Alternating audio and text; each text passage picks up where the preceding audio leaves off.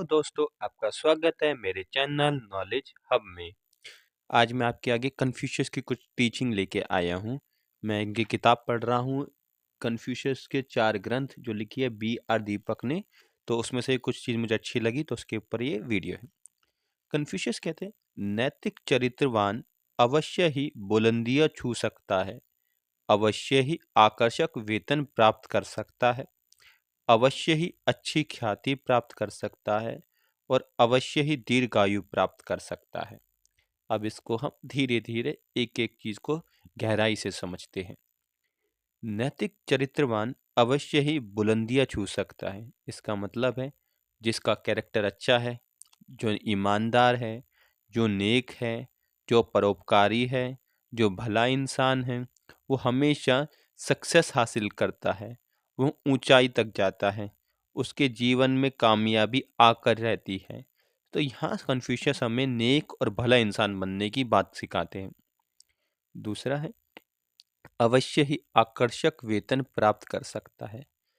देखिए, जितना इंसान अच्छा होगा, जितना वो स्किलफुल होगा, जितना वो भलाई के काम करेगा, वो जो है उतना ही अच्छा पैसा भी कमा सकता है, उतना ही अच्छा वो ज़िंदगी में आगे पोजीशन पर भी जा सकता है। तो इन सब की जो नींव बताई उन्होंने वो अच्छा और भला कैरेक्टर बताया है। फिर वो कहते हैं कि अवश्य ही अच्छी ख्याति प्राप्त कर सकता है और अवश्य ही दीर्घायु प्राप्त कर सकता है। दीर्घायु का मतलब होता है लंबी उम्र। जो भले लोग होते हैं, अच्छे लोग होते हैं, वो लंबा जी सकते हैं, ये कन्फ्यूशियस का कहना है। ये ज़रूरी नहीं है कि वो फिजिकली लंबा जिए, पर उनकी अच्छाई, उनकी भलाई, उनके नेक काम हमेशा हमेशा के लिए ज़िंदगी में रहते हैं, लाखों सालों तक रहते हैं। जैसे बुद्ध के काम है, आज तक जिंदा है उनके काम, एंड्रू कार्नेगी के काम, डॉक्टर अंबेडकर के काम, मार्टिन लूथर जूनियर के काम, इन सब के महान काम आज भी हमारे दिलों में जिंदा है। तो यहाँ ये दीर्घायु का मतलब ये हम ले सकते हैं। फिर वो कहते हैं, आप अपने चरित्र के अनुरूप योग्य व्यक्तियों को आकर्षित करते हैं। इसका मतलब ये है कि जैसा आपका कैरेक्टर होता है उसी तरह के लोग आपकी ज़िंदगी में आते हैं।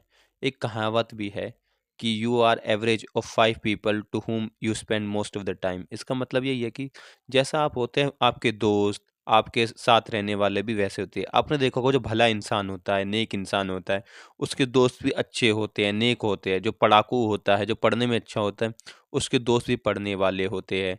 और वैसे ही नेगेटिव भी, जो गाली देते हैं, जो बुरा काम करते हैं, उनके दोस्त, उनकी संगत भी अगर आप देखें तो उसी की तरह होती है। तो हमेशा भला इंसान बनना है ताकि आपके आस-पास से भले लोग ही आ सकें, ठीक है? फिर वो कहते हैं, परोपकारिता ही मनुष्यता है और इसका सबसे अहम काम सगे संबंधियों का प्रति प्रेम है। इसका मतलब है कि इंसान बनने के लिए हमारे अंदर जो सबसे इम्पोर्टेंट का जो गुण है वो परोपकारिता है। परोपकारिता का मतलब होता है दया है, करुणा है। बुद्ध ने तो करुणा के ऊपर बहुत ज़्यादा जोर दिया कि हमारे भीतर करुणा होनी चाहिए। सिर्फ इंसान के लिए ही नहीं, पशु, पक्षी, प्रकृति सब के लिए। तो जितना आपके भीतर करुणा आएगी उतना आप लोगों से प्रेम करेंगे और जितना आप प्रेम करेंगे उतना ही प्रेम आपको वापस इस संसार में मिलता है। ये प्रकृति का लॉ है कि जो आप देते हैं संसार को वही आपको वापस मिलता है। ठीक है? फिर वो कहते हैं, अध्ययन के प्रति प्रेम से तुम ज्ञान प्राप्त करते हो। इसका मतलब बहुत सिंपल है कि जितना आप प्यार करते हैं पढ़ाई से, जितनी आप रिस्पेक्ट करते हैं अपनी किताबों की, उतना ज़्यादा आपको ज्ञान प्राप्त होता है। क्योंकि ज्ञान का जो आज भी सबसे बड़ा स्रोत है, तरीका है, वो किताब पढ़ना ही है। अगर आपको पढ़ने से प्रेम है, आपको रीडिंग से प्रेम है, तो आपका ज्ञान ऑटोमेटिकली बढ़ता चला जाएगा। और चाणक्य भी कहते हैं कि जो इंसान पढ़ा लिखा होता है, उसकी हर जगह जो है सम्मान होता है। फिर इसके बाद वो कहते हैं, अपने चरित्र को शुद्ध करना, अच्छाई का सम्मान करना।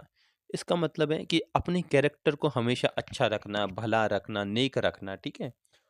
और दूसरे की अच्छाई का सम्मान करना, दूसरे के बारे में भी सोचना, किसी को दुःख मत देना।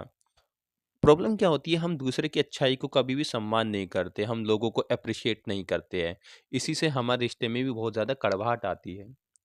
फिर कहते हैं, अपना चरित्र शुद्ध करके तुम अपना आचरण स्थापित करते हो। इसका मतलब है कि जैसा तुम्हारा कैरेक्टर होता है, ठीक है, उसी हिसाब से तुम आगे ज़िंदगी में काम करते हो, ठीक है? जैसे आपके विचार होते हैं वैसे ही आप कर्म करते हैं। तो अपना जो चरित्र है जितना आप अच्छा रखेंगे, उसी हिसाब से जो है आपका जो एक्ट्स होंगे, डीड्स होंगे वो है उसको फ़ॉलो करते चले जाएँगे। जैसे बुद्ध भी कहते हैं कि सारी चीज़ें हैं माइंड से शुरू होती है और एक्शन उसको फ़ॉलो करते हैं। इसका मतलब ये है कि जैसा आपका कैरेक्टर होगा वैसे आपके कर्म होंगे।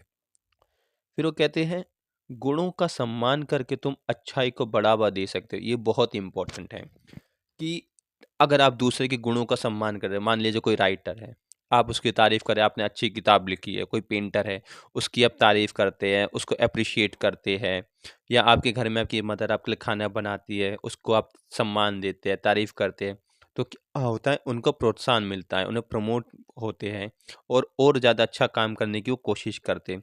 पर हमारे समाज में जैसे कि आज हो चुका है कि अकाल पड़ चुका है, हम किसी की तारीफ ही नहीं करते। हम चाहते हैं कि सब हमारी तारीफ करें, पर हम किसी की तारीफ ही नहीं करना चाहते। पर यहाँ पर कन्फ्यूशियस यही कहते हैं कि गुणों का सम्मान करके तुम अच्छाई को बढ़ावा दे सकते हो। जैसे कि तुमने किसी की तारीफ करी, तुमने किसी को प्रोत्साहन दिया वैसे, ठीक है?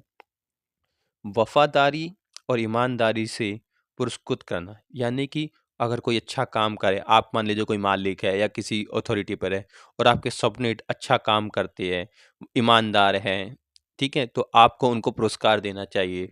माने कोई ट्रॉफ़ी दे दी, उनका लोगों के आगे सम्मान किया, उनकी तारीफ़ करी, उससे क्या होता है इंसान को लगता है कि मेरी जो है वर्थ है, कि मेरी अच्छाई की भी कोई कीमत है, ठीक है? फिर वो कहते हैं रोज़ाना और मानसिक स्तर पर जो है तुम्हें अपने काम-काज का जो है हिसाब-किताब रखना चाहिए। ये तो बहुत इम्पोर्टेंट है। इसका मतलब है कि आप जो है ना, आप कितना पैसा खर्च करते हैं, कितना पैसा आता है, कहाँ जा रहा है, इन्वेस्ट हो रहा है, इस सब का अगर आप हिसाब-किताब रखेंगे, तो आप जो है बेहतर इकोनॉमिक ज़िंदगी जी सकते हैं। ध्यान रखिए अगर आप अपने मनी को जो है ट्रेस नहीं कर सकते, तो आप उसको हमेशा लूज़ करते चले जाएँगे। तो आपका जो मानसिक यानी कि मंथली जो एक्सपेंस है, वो आपको ट्रेस करना चाहिए। आई होप आपको कन्फ्यूशियस की बातें समझ आई होगी और मेरा इंटरप्रिटेशन आपको अच्छा लगा होगा। Thank you very much.